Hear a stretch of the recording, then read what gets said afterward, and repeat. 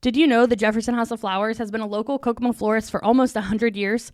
Our trained designers make beautiful arrangements for literally any occasion. You can send flowers for any reason. Birthdays, anniversaries, get well, congratulations. The list goes on. We make flowers for funerals, weddings, proposals, and even proms. Let's be honest.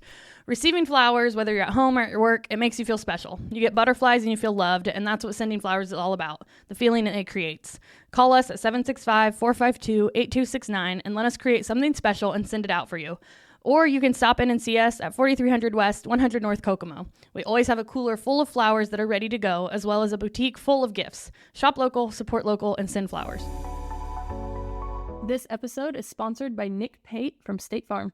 I'm Kayla Keith, and this is Missing Midwest, a true crime podcast about those that have gone missing.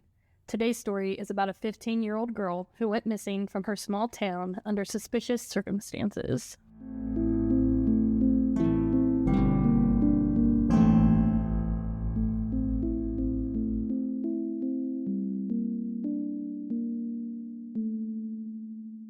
Uh-oh, small towns. Small town. That's where it always happens. I love our small towns. Small towns and husbands, man. Can't trust them. Gee whiz. This is Missing Midwest, so any announcements for him? I have an announcement that I didn't run by the boss. Oh, no. We Editing this out. we are now able to ship our candles. Well, we have made our spring scents. We have Spring Clean, which is like Kayla's favorite. Oh my God, that's my favorite. It's like clean cotton. It just smells like laundry. I could just sniff it all the time. We've got kind of do that, actually. Spring Blossom, which is my favorite. It's like Japanese cherry blossom. Wow, it's very girly, flowery. Yeah, it's good stuff. And then we've got Spring Break, which is like roses and amber, and it's good. It's good too. Yeah, that's not good. But we've got up to 20 cents now. You'll have to follow our candle Instagram. It's Whole House Candle Co. Whole House Candle Company. I think it's just Whole House Candle Co. on Instagram. Oh, on Instagram it is, yeah. But yeah, it's been a little side hustle that we've been developing. It's springtime, so we want to do candles for ourselves. So we can't just do things for ourselves. We have to just make businesses out of them. So we have candles. I'm literally looking at one burn right now in front of me while we record. Yep. I'm in on the math with candles. Candle bro. Wayne, we're candle bros, brother. Candle bros with Wayne. Johnny's all in on candles. Yeah, I do. I like a good candle. He showed me his math formula, and I was like, goodbye. She was like, I could do it. And I was like, okay. I said, I could do this without you. And then he showed me the page of his math. I was like, no, I can't. I was like, we definitely, it's our hobby. We've found together. Yep. We need both of our talents for that one, for sure. Yep.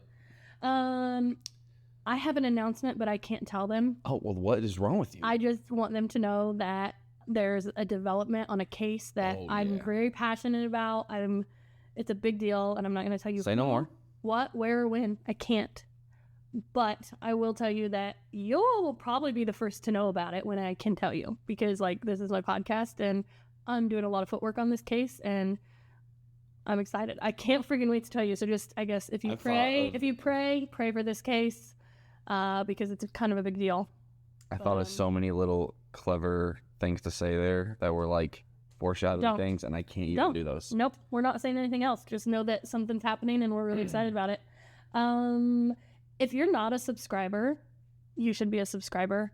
If you're new here, we don't do this full time. We do other things. I'm a teacher. Johnny's a teacher and I'm a florist. Oh, he's a pastor, a teacher. I'm a florist, but not just a florist. I mean, I run our family flower shop, so I do schedule all of I coordinate the events, I do the weddings, I do the social media. So we're very busy people. Yep. We make candles. Coaching baseball. I also paint. I do art for people. I paint and draw for people. And so we've been baseball coaching, and so we have a lot to do. When you subscribe, it helps us be able to keep doing this, because I've officially hit my era. I have a 1-year-old baby, and I can no longer work on Missing Midwest with her. She's a nightmare. She's active. Oh, easy. Okay. That's my baby girl.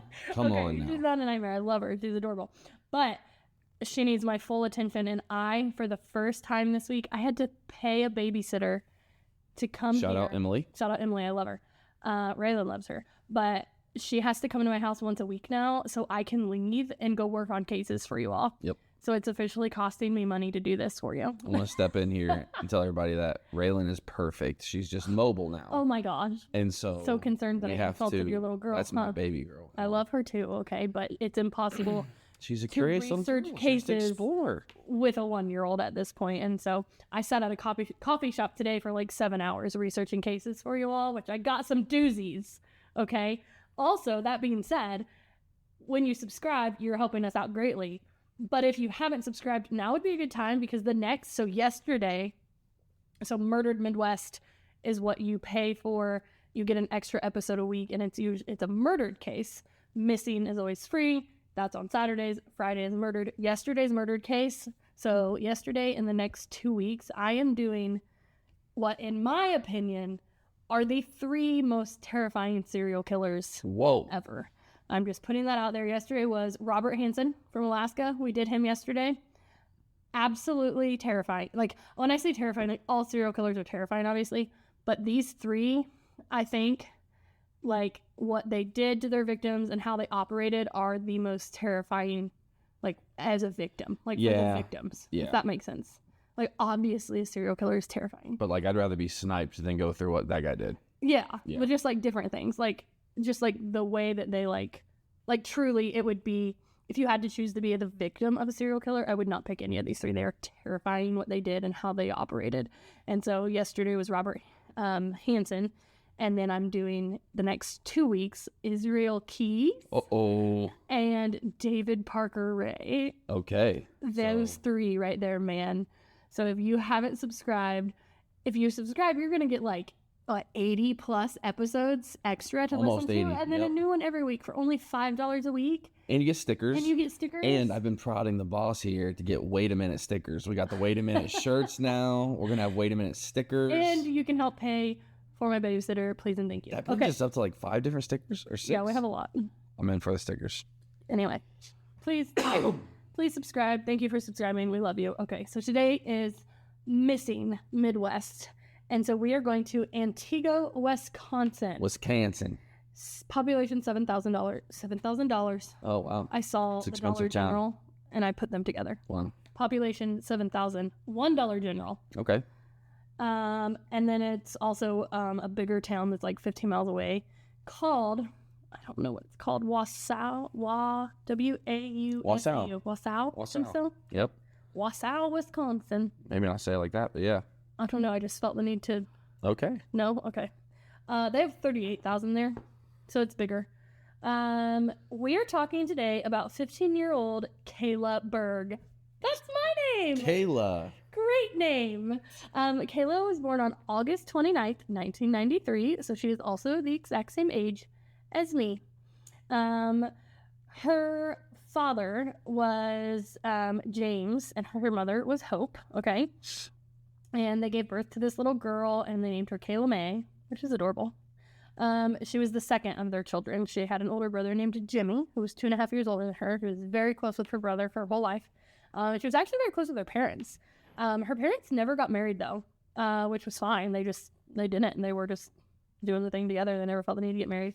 But when Kayla was just a toddler, they decided to separate, and it was, like, very amicable. Like, literally, she was very close with both her parents. Her parents still communicated. She lived with her mom, but she stayed on with her dad on the weekends, and she was free to visit her dad anytime. Like, he and her mom were like, if you want to see your dad, go see your dad. If you want to stay with me, stay with me. So that's good. Like, I mean, it can be way worse. It could be way worse. Like, when people are going to separate and get divorced, like, that's how you need to do it.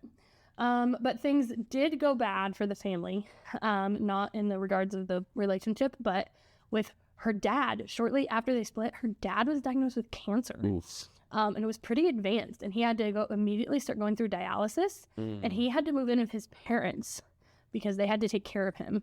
And so she was, like, with her mom most of the time because her dad was, like, not able to, like, do much. James and Kayla were very close, though, and so she definitely, like, was very impacted by, like, watching her dad go through this. Like really, like, had a big influence on her childhood. That's rough. Through her younger years, she was a very good student. She was known for being kind and full of energy. They said there was no length that she wouldn't go to make others laugh around her or to make others feel better. She was very driven in gymnastics. She was very good and very talented in gymnastics. She worked really hard at it. They said she had a lot of natural talent, and that mixed with her hardworking ethic was, like, she made for a very good gymnast. And so she had like a future in gymnastics, they said. But then high school hit. When Kayla hit high school, her grades started to slip, and she started spending less time with her family, more time with her friends, which meant more partying, which is kind of like, I feel like normal for kids when they go through to move to high school, kind of. But she started lying about who she was with and where she was going. She a lot of times would use the fact that her parents were separated to like benefit herself, like, oh, I'm gonna be here, I'm going here, or dad said yes, also knew, like kind of things like that. Hope at this point, her mom was struggling to find work, and so she had family in Texas, and so she kind of took this opportunity for like a fresh start for herself and for Kayla, because she saw Kayla going down like this path that she wasn't thrilled about. And so she's like, you know what, like, let's go to Texas. We have family there. Our family, it's a long way from Wisconsin, has told me that there's like a lot of jobs there, or job opportunities. So I can get a new job. I can make more money, and we will, you can go and maybe start with some new friends here. But as soon as they got there, well, first of all, her and her mom were like very homesick. Like they'd missed their small town very much. The mom too. The mom was like not digging Texas. She also couldn't find a job, even though her family was like, oh, you'll find a job easy. Like she could not find one. Her dad got really, really sick right after they left. Oof, that's and then they found out that the new school didn't have a gymnastics team. And so they literally were there for a couple months, and then they were like, no, we want to go home. And so they moved back home.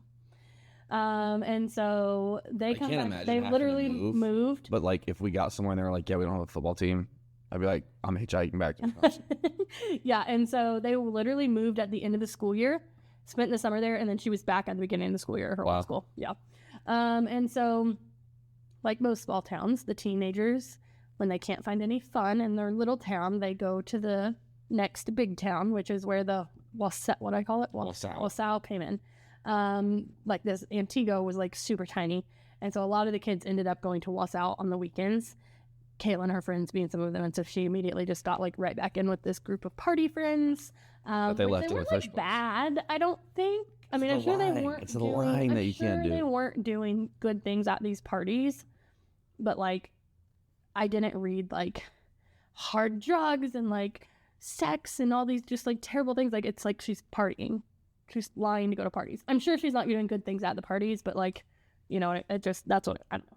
I didn't get a vibe of like, it's like the path, the vibe that I got from reading about it was like, the path wasn't like terrible. It just wasn't great. It was like a middle path.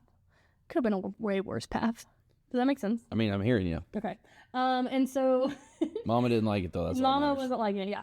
I think the mom just like saw where it could lead to. Fair enough. I mean, I'd be concerned. That's what I'm saying. It's like a middle path. It's not the best I'd path. be concerned if our boys were doing that for sure. Yeah. And so her and her friends, like they're frequently like going to these parties in the big city. And the events in Wasau, like these parties were so frequent that one of the local police department, like their main duty was to break up these parties on the weekend. Wow. Like that was like some of the cops just did that. Yeah. It was at one such party that Kayla met a man named Miguel Marrero. I'm gonna go with Marrero. Okay. Kayla's 15. He was 19. To which I'm like, sir, come on, man. What do you want with a 15-year-old girl? I don't get it. That's a child. That's weird. Miguel lived with his brothers in LaSalle, and they threw parties every weekend, and Kayla and her friends went to them all the time, and a relationship blossomed between the two.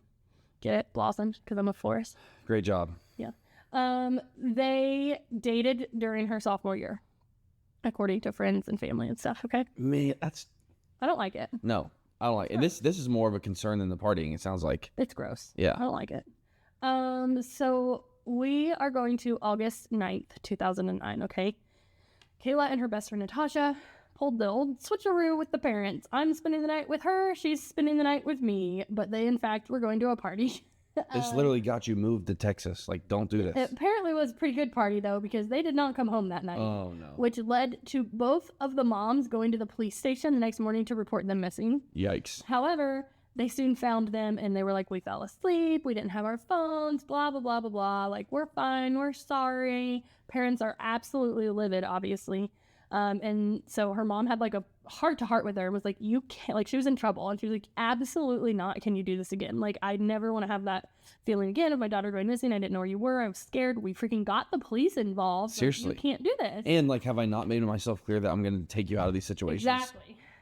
So. Sorry, I'm parenting this child. I know. So on Tuesday, August 11th, the very next day, so August 9th was the party. Oh, no. August 10th was the day that they were reported missing, but they found them very quickly after they reported missing.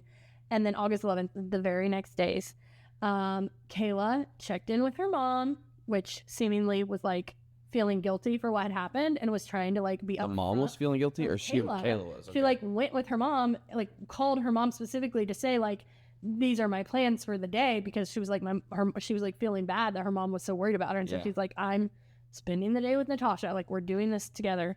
And so she was like keeping her mom informed of like what she was doing for the day. According to the people that day that like were in the area or whatever, like it was pretty normal. Natasha and Kayla spent part of the day hanging out at a local park, and then they went to Natasha's house. And when they got to Natasha's house, Natasha's older brother and Kayla's older brother Jimmy and their really good friend Kevin were all there. They all like hung out together, and so they all just like hung around the house together until Natasha, it was time for her to leave. She had a job at a local restaurant, and so Natasha leaves. Kayla stayed at Natasha's place for a little bit longer, and she made some plans for later that night with Kevin before she left. Now Kevin, why does with these names? Kichelski? I'm gonna go with Kichelski. That's pretty close. I think so. He was 24. What? He was, but listen, we're like big brother here. It's Jimmy's best friend, her brother's best friend. So he had like been around. Yeah. Okay. This isn't a dating thing. No. It's a family friend, Sorry. brother-sister relationship. And he like would give Natasha and Kayla rides sometimes. Like he was just around all the time. Fair he enough. was always at Kayla's house because of Jimmy. And then Jimmy and Kevin were friends with Natasha's brother, so they were at Natasha's house, which Kayla was always at Natasha's house because that was her best friend. And so it was just kind of this like friend group, and these older guys kind of looked after the two younger sisters. Fair enough. Yes. At Bo Digital, we like to help our customers tell their unique story. My name is Wayne Stanley, and I'm the owner and founder of Bo Digital, and I'm here to share some of our story with you. When I was a kid, I would go around my grandparents' house and find things of theirs that I treasured, and I would put a tablecloth on their couch, and I would set up my own store. I would sell their belongings back to them, and I guess at that point, that's kind of when I knew I wanted to own my own business one day. Bo Digital is actually named after those grandparents, Glenn Vernon and Shirley Bow. They would be proud of the work that we're doing and the legacy that we're leaving through this company. Bo Digital can help companies of any shape and size, anywhere in the world, with custom marketing work. From logos, websites, social media content, newsletters, and video, we offer the exact custom resources and services that your small business needs. It can be hard for small business owners to spend time on marketing when everything else is calling their attention. That's what we're here for. Your marketing deserves a pro, so be sure to put a bow on it. I am proud that we help companies of all shapes and sizes and budgets of every scope. So be sure to visit bodigital.com so that we can help you with your story today, or engage with us on social media and see what we're all about. She made plans for later that night with Kevin before she left, okay? It was said that like in this group that Kevin, like I said, was like a very big protector, frequent like taxi driver, ride giver for the girls. Like not weird at all for him to like hang out with Kayla, Natasha, Jimmy, and everybody else. Okay. What if I feel like this is going to a bad place? I mean, I don't love it. Like, why are you, I don't know. But anyway, around 9:30 that night, her friend Beth said that Kayla stopped by to visit her at the local McDonald's that Beth worked at. Sidebar, this is weird because I'm Kayla and I also have a friend named Beth that works at a McDonald's, and I just find that very strange. That is strange. Anyway, several issues with this because when they interviewed Beth, this is the last confirmed sighting of Kayla that Beth had when she came to visit her at work that night, okay? Beth said that Kayla did come, like pulled up to McDonald's with Kevin in Kevin's Jeep, but only Kayla came in and Kevin stayed in the Jeep. And she said that Kayla made plans with Beth to call her that night after Beth got off work, and she never did. She also reported that she seemed completely fine, like normal, happy, bubbly self, nothing wrong. And then she later told detectives she didn't like forthcoming with it, like up front, obviously, because as a kid gonna like tell the police this, probably not. But like Kayla's plans for that night, she said, Kevin and I are gonna go drive around and smoke some marijuana, and then he's gonna give me a ride home and I'll call you. That was Kayla's plan. That was what Kayla was doing that night, and Beth obviously didn't tell the police that right off the bat, but eventually she did. Right. The next morning, this is where things are just like, I don't know what's going on here. So Kayla, junior in high school, smoking weed with 24 family friend. Yeah. That's I don't like it. I don't like one bit. Next morning, August 12th, okay, it's a Wednesday. Her dad realized that Kayla didn't come home from the night before. This is where the few days before we have a problem because she just did this. Yeah. And James is like, he calls and he calls around, tries to find his daughter, can't find her, and like now I'm sure like he hates himself for it, but like he kind of just waited to see because he didn't want to be that guy. Like he didn't want to call the police twice in 1 week for the police when she showed up. Yeah. You know what I mean? Like who? Like, so he's really just more pissed that she's doing this again. And, you know, he's like, we almost had this whole like town manhunt for my daughter 3 days ago, and now I'm about to call the police again. Like, I just don't want to do that right now. And so woof. He called Kevin, the last person that he knew her to be with. And Kevin told James that they hung out for a little bit the night before, and then Kayla asked him to drop her off at a friend's house, which he did. After that, like, he knew Kevin, like, he's like, okay, fine, like, that's not weird at all. But Kevin claimed, like, the weird thing was, he said he didn't know who the friend was, or any, like he knew, he's like, I don't know who it was, I don't know whose house it was, I don't even know where it was, because she was, like, telling me how to get there, and so I don't even know what house it was, which... That's sketchy. You're terrible at directions. Like, the time when I drive with you, and then you, like, can't get back to the place. I just like, trust Google Maps. And I'm like, why? How do you not pay attention where you're driving? And you're like, because you were telling me how to get there, so why would I have to pay attention? And I'm like, but you could still get us back to the general area, I would assume. Okay, right? yeah. And Kevin's like, I have no idea where we were. Like, come on. Because you're traveling through the 7 levels of the candy cane forest. I was just saying, he was also high. Yeah. So, then James called Hope, his ex-wife. It wasn't his wife. They never married. His ex-girlfriend. Hope is Kayla's mom. And he calls her to ask if she heard from Kayla, and she didn't pick up, and so he left a message. So, another night passes, no Kayla. Oh, man. Next morning, Thursday, Hope... And they're still like, we can't call because we just called the police. Yeah. That's rough. Hope sees her message, and she's like, what the heck? And so she calls him back, and she's like, I hope, like, I'm assuming she's home by now. Like, I'm just going to call him back. And then James is like, no, she hasn't come home. And she's like, well, she hasn't came home here either. And James, like, tells Hope, like, well, Kevin said this is what he did, dropped her off at a friend's house, blah, blah, blah. And so, at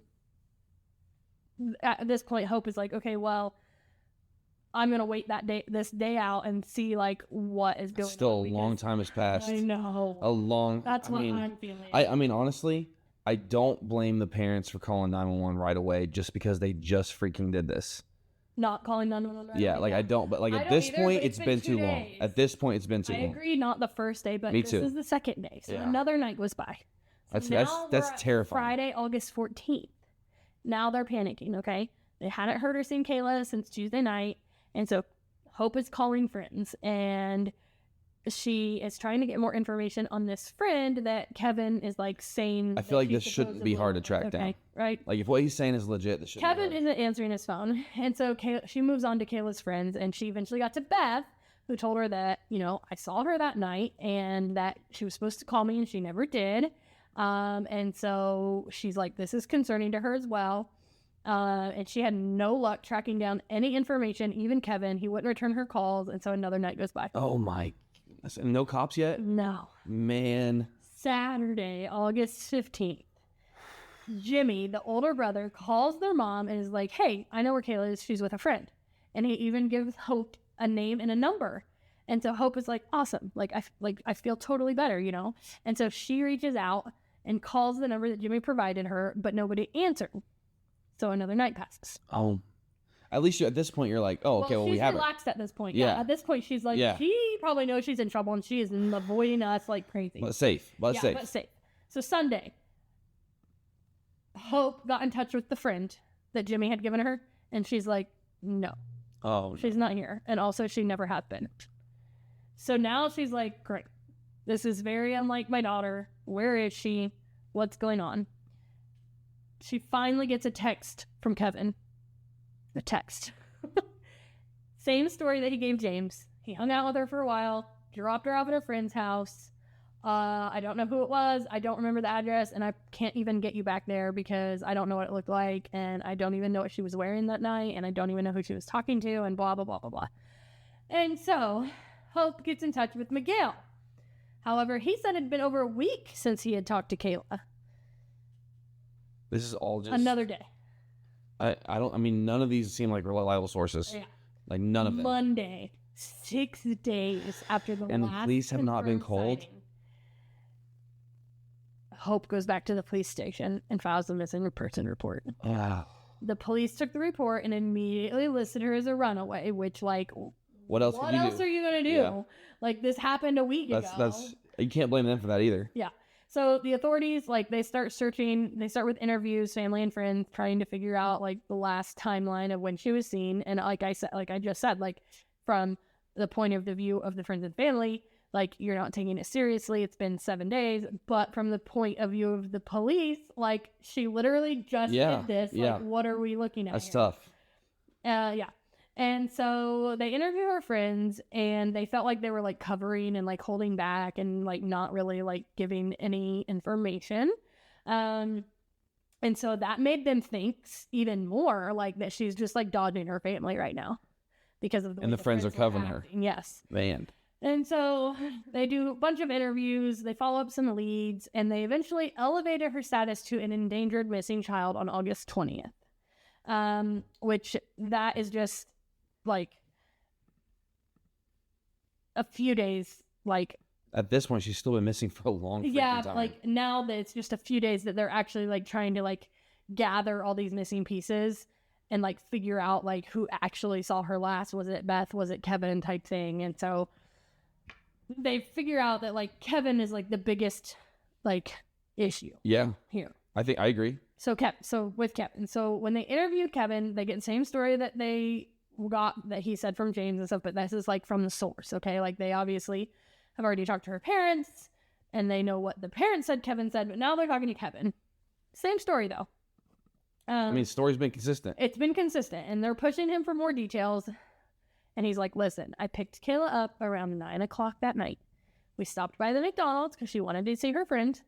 And we hung out for a while, smoked some weed, and then I dropped her off at a friend's house in Wasau around 10:30 at night. According to him, he was like, I was with her for less than 2 hours. Which, I mean, that's according to his story. Yeah. So when they're asking him about the house and where he dropped her off at, he's like, I don't know. Like, I'm not from the area. I don't know it. Kayla was telling me how to get there. And also I was high. So, like, sorry, I really don't know. And so they were able to, like, narrow it down, like, a house, though, with, like, based off what he remembered, okay? And it was the house of Miguel Marrero. It was located... Dude's house. Her boyfriend. Right. Miguel. But yeah. I'm just saying, like, she's definitely not supposed to spend the night there. No. He said, though, when he dropped her off there, he said the house was, like, completely dark, and, like, he didn't even know if anybody was home, and he said he just dropped her off, back down the driveway, and drove away, and he didn't actually see her go into the house. To which I say, what a terrible older Seriously, brother yeah. figure you are. Like, As like healthy as this relationship is supposed to be, we're smoking weed and leaving her in abandoned houses pretty much. So apparently he dropped her off to hang out with Miguel. Like, this makes sense, right? I mean, Like, this was his house. yeah. But it was actually not his house. Like, he no longer Wait a lived there. minute here. Okay. So Listen, he used to live there, but the house had been deemed uninhabitable and condemned. and this is where Kayla told him to go. Yeah, that's what he said. And so Woof. Miguel now lives at a different house, which is, like, a little bit over a mile from the old house that Kevin dropped Kayla off at that night. I hate everything Right? you said. After meeting with the police, Kevin refused to assist any further and lawyered up. Red flag. So I'm just to get things clear here. Yeah. I'm 24. I took my 16-year-old friend, 15. 15-year-old friend, that's a girl, That would be, Sydney Claire. yeah. It's a family friend of ours. Yeah. She's 15. Yeah. So we just decided to hang out. That's for a little bit. creepy AF. I mean, like, I would pick her up and take her to practice if she needed to. Like, if they were like, last resort, we need you to take her to practice. I'm not taking her to a friend's house, smoking weed on the way, and then being like, Dropping her off in an hey, abandoned you know house. what? Doesn't look like anybody lives there. See ya, Sydney. Like, I could never do that. I could never do that. At 25, I could never do that. Or 24, whatever he is. I hate it. Like, I hate every ounce of that. Okay, but let's talk about Miguel, okay? So... You, like, feel like you're going to be in trouble when you tell me this. No. I'm like... I don't know how I'm going to tell you this. So obviously Miguel is another logical step in this situation, like questioning him. Right? And so they reach out, the Antigua police reach out to the Wasau police, and they're like, hey, we want to question this guy, but he's in your jurisdiction, like whatever. And so they go and they get him, and he's very cooperative. Okay. And he allowed the police to search his house. And he's like, the last time I saw Kayla was the Friday before. This is where things get weird here again, okay? So some people said that this party that was at Miguel's residence, some people say it was elsewhere. So, like, was it there or was it not? Right. But they also searched the condemned house where Michael was previously staying, the one where Kevin said he left. Yeah. And they said there's no evidence that there was a party there, but also no evidence of foul play and no evidence of Kayla or anybody being there. And so Miguel was still cooperating with employees. Wow, authority. But that's weird. But it's weird. It's very weird. Yeah, like Miguel saying there was a party at his house, other people saying it wasn't at his house. It's just weird. That's weird. So Hope, the mom, turns to media and the police or the news stations and stuff, okay? Because she's like, well, we need to get some eyes on this case. And so tips are coming in. Police are chasing down leads. Lots of dead ends. 15 days after she went missing, though, they get a tip, okay, that kind of gets them excited, okay? They get a tip on August 26th that somebody saw Kayla shopping at a local Walmart. And they go and they get security footage, and they found that there was a young girl there, and she looked a lot like Kayla. And she got out of a black truck and went in the store by herself and then got in this black truck again. But the face was really unclear. And so they showed the video to the family, and the family said no. They said it's not Kayla based on her, like, body language and how she walked. So that's it. So that tip is dead. Yeah. It's like, gets you excited, but then it's like, okay, well, that meant nothing. However, the small town rumor mill, that tip was dead. Like I said, the small town rumor mill was not dead. I love a good small town rumor. But it kind of just turned out like everyone was like blaming Kayla. Like they were like, oh, well, she's partying and drugs and alcohol, and she wouldn't have went missing if she would have been better behaved. And that's like the small town rumor is basically like she just got herself like murdered somewhere and it's her own fault. Isn't that terrible? Like that's an awful small town rumor. I mean, it is. I mean, to me, she has not helped herself in any stretch, but she didn't make herself go missing. Exactly. Like there's a perpetrator here. And the police think that too. And they kept their focus on Kevin and Miguel. Okay. They're like these two. So they are gonna go back to the two suspects that they have, or person of interest, not suspects. Okay. So Kevin, last confirmed person to see her. They returned to the starting point that Kevin claimed was his last time he saw Kayla, okay, which was Miguel's old house. Yes. And they do that was said to be abandoned. Yeah. When he was And there. so they do a bigger search of this house because there is a woods nearby and a lake. Woof. And so they bring dogs in and they do this grid search, and the dog indicates interest near the lake. So they bring in a dive team. Nothing. They find nothing. They attempt to speak to Kevin again, and he says, no, I have a lawyer. And so they decide that since they can't talk to him, they're just going to like focus on his timeline and try to narrow down what's going on here, okay? So Kevin's mom told police that her son came home close to midnight that night. Now, it took about an hour to drive from that drop-off, that abandoned house, back to his house, okay? So that would mean that he had to drop her off no later than 11 p.m. I know you love a good timeline. Kevin said that he dropped her off around 10:30. So that tracks because that's a half an hour to be high and not know where you're at. Fair enough. Because he was both. Yeah. And so it might have taken him a little bit more than an hour to Fair enough. get back home that night. So it's a pretty good timeline, which that's on his side. But on October 26th, which I love this, what I'm about to tell you, like, I love this tactic. I hate when police departments just like don't do anything. Like, freaking do something. And the police department was like, okay, well, we may not be able to get you for her disappearance, but what we can charge you with is reckless endangerment of a minor. You just admitted to all this. Yeah. So they're like, okay, well, we're gonna arrest you for that. This is a question I've been waiting to ask you. Good. Yeah. So Kayla and him were smoking weed, and he was hanging out with her, and so reckless endangerment of a minor, you're arrested, and I love that. There you go. Like, yeah, shoot your shots. So it's pressure. Shooting your shot. So this is like. Hey, would you like to have no charges on this? Tell us what happened. I mean, yeah, I don't know. It's just better Leverage. than not doing anything. Yes. Like we do cases all the time where they're like, well, we couldn't do anything, so we just didn't, and I'm like, charge him with something else. Get creative. Yes, that's what I like. This was creative. This was a different door. They went the back way. I agree.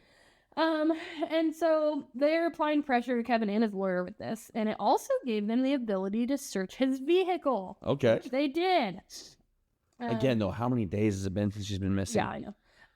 So a lot of sources state that the police did find things in his Jeep that were sent off for testing, but they have never released what those items were, and obviously they weren't enough to arrest him because he hasn't been arrested. They subpoenaed his phone records, and they found that after 9 p.m. on the night that Kayla disappeared, there was no activity on his phone until 2 p.m. the next day, which means his battery either died or he shut it off. There's no way to know which, but like no activity. And so at first they were like, this is like weird. Like, why would you do that? Yeah. But then they went back through like further and they realized that like he did this a lot. Turn his phone off? Yeah, like for long periods of time. And they were basically like, yeah, any good defense lawyer would be like, that's just somebody who doesn't like his phone. I mean, honestly, I wish I could turn my phone off for long periods of time. Yeah, and so they were like, that's literally means nothing. Like if somebody was like, your phone is on Do Not Disturb all the time, I'd be like, correct. Yeah. Yeah. Something else that happened that they did know, they brought in a cadaver dog and they lined up 10 vehicles for this dog and his handler. Did not tell the handler anything. They just said, we have 10 vehicles. We want you to bring your dog. Dog went right to Kevin's Jeep and signaled. Wait a minute. Signaled the scent of death. You know I'm going to believe in that dog. Yeah. This is all circumstantial though. So, but it is like a lot against Kevin. Like it's piling up. Yeah. This like weird phone activity, the dog, plus it just looks sketchy. Whatever. I don't like it. Over the next 7 months, they did at least a dozen searches. The National Guard jumped in, helicopters, thermal imaging. They uncovered like nothing though. They did find 2 locations that dogs signaled on though. A potato farm and a parcel of land. Do you want to guess who owned the parcel of land? Somebody in Kevin's family. Kevin's mom and dad. Wait a minute. Do you want to know who worked on the potato farm? Kevin. Again, circumstantial evidence. Man, it's not looking good, Kevin. No. Kevin. Leads dried up after this. Nothing related to Kayla's case took place until August 8th, 2011, which was 2 years after her disappearance, when the judge dismissed the reckless endangerment case for lack of evidence. And they have not filed anything else against Kevin Kichelski. And that's where we're stopping right now? Like that's... So I have some more on Miguel. So really all they have against Miguel is this. He was her ex. Which possibly, so apparently they were on and off. Like they were like technically off, but they were in the process of getting back together. So ex/soon to be not ex. Okay. The husband always did it, right? The husband probably did it. So that's just never going to look good for you. He was cooperating at the beginning, but he stopped cooperating. And then the location that she was last seen is obviously like his place, like where he lived. And then Miguel, his phone records. showed a little bit something of interest. His current phone backed up his story that he hadn't spoken to Kayla at all, but they found an older phone that was still registered to him, and it pinged off of a tower that night, and it was like 40 miles north in like the middle of nowhere. And like he said nothing about that. Like, why would he be there that night? And it also received 2 unanswered calls between 1 a.m. and 2:30 that night. Like, what was he doing in the middle of the night out that far? I can't think of one good reason. Exactly. What's his explanation for this? He won't answer. He has refused to cooperate. He has refused any interviews. I mean, that's international sign of guilt right there. They did go, which honestly, I feel like the police work was like top notch in this one. Like, they went to that area where the phone pinged and they searched it. They found nothing. But like the fact that they went there to search. Yeah, I mean, I feel like I just. but so much time in this situation, so much time has passed. Yeah. They did search his vehicle and they found some items of interest that they sent in for testing as well. But just like Kevin, they've never said what those items were. And obviously it wasn't enough to arrest him because he's never been arrested. Woof. 7 years. I mean, that's like one of those situations where you're like, I bet they have something. Right. And they just can't not do it. They enough. got to wait till it's the right time. I guess. 7 years after this, the FBI started offering a cash reward, and the Center for Missing and Exploited Children started advertising her case, and they were like doing age progression photos. In October 8th, 2016, the Antigua police got a YouTube video that like completely reignited her case. Because it's okay. So this has been completely debunked. It's not Kayla, Okay. okay. But it was like this short horror film, Oh, no. and it showed a man showing off his new girlfriend, and it was like a girl tied up with chains in a basement, and it looked just like Kayla. That's gross. And it was the same like time period and like the same location. Woof. And so it had like a lot of people thought it was her, and it like put her case back in the spotlight, but they said it like wasn't her. It was all fake. It was like actors, but like still like when you look up her case, like you're gonna find that video. Woof. Yeah. On June 15th, James, her dad, died from cancer. He passed away never known to having his daughter. Oh my gosh. Jimmy, the brother, still like blames himself, like with the like if I should have been there type thing. So the theories, obviously, well, the first one that she ran away, I don't even consider that in this one because she's 15. Like, I don't know. But you have to put that out there because I mean, I would say like normally I always give the runaway theory like a 1% chance. I don't even give it that. I mean, I feel like in this case it's higher than other stories I've heard. I still don't think that's what happened, but like I mean, you have to consider her behavior looks like runaway behavior. Yeah, you have to consider it. Theory 2 is Kevin or Miguel. Probably Kevin. I mean, I feel like Kevin's most likely. Kevin just nothing but bad decisions that night. Yeah, and I just like can't. But like get the Miguel dog. being 40 miles north with no reason, I don't like that at all either. Yeah, and I can't get the dog out of my head. Yeah, dogs never lie. Theory number 3, which leads us into why you probably are going to want to listen to next week's episode of Murdered Midwest. Israel freaking Keys. She might have walked from Miguel's old house to his new one. It was 1 mile. It was a wooded area. She was by herself. If you do not know who Israel Keys is, freaking subscribe and listen to the next episode. He is one of the Quick synopsis. He's terrifying. There are so many murdered cases and missing cases that are possibly linked to him. It's an entire thing. The FBI found a list of 45 names on Israel Keys' computer, and Kayla's name is one of them. No way. Yes. Also, On his computer? on his computer. Also, Alexis Patterson. Do you remember her case that you did? Yes, The I name do. is 45. There's a list. The name is 45. It's 45 cases from the FBI that they believe can be solved. Okay, yes. I remember Alexis making that Patterson- list. yes, Yeah. Alexis Patterson. Kayla is on it too. Really? Alexis and Kayla were on Israel Keys' computer. Wow. Why was Israel Keys looking these girls up? Now, Alexis was also from Wisconsin. Yep. But she was like a little girl, though. Well, Israel Keys had no... So one of the terrifying things about Israel Keys, it did not matter your age, race, sex, or nothing. Yeah. Um... And she was walking to school that day.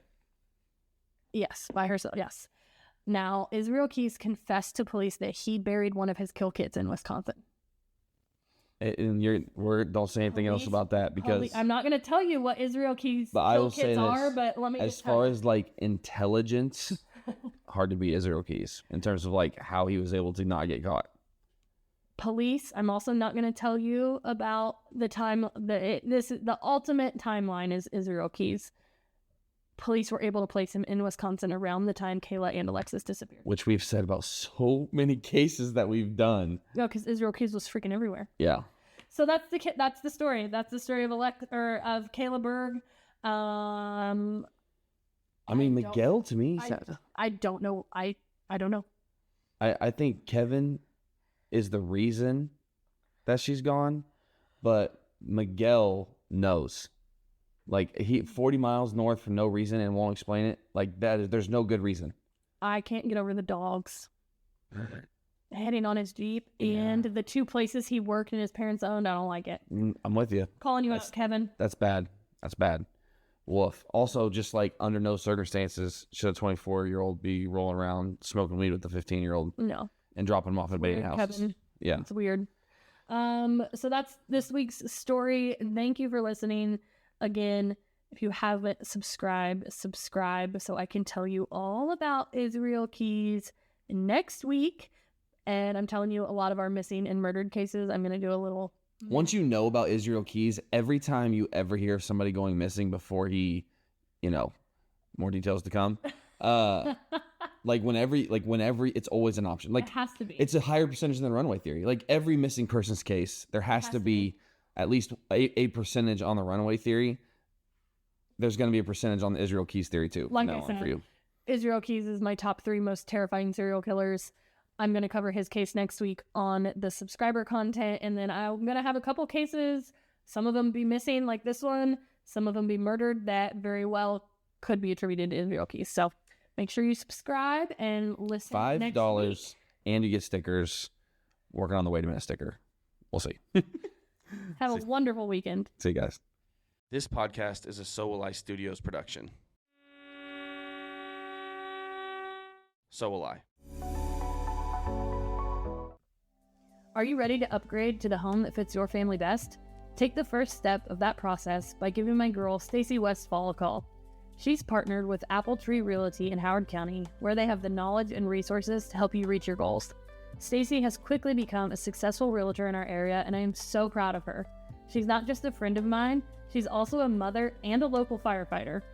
Buying and selling a house is stressful, and having someone professional and trustworthy in your corner can make all the difference. Give Stacy a call today at 765-461-1243 and follow her on Facebook at Stacy Westfall Realtor.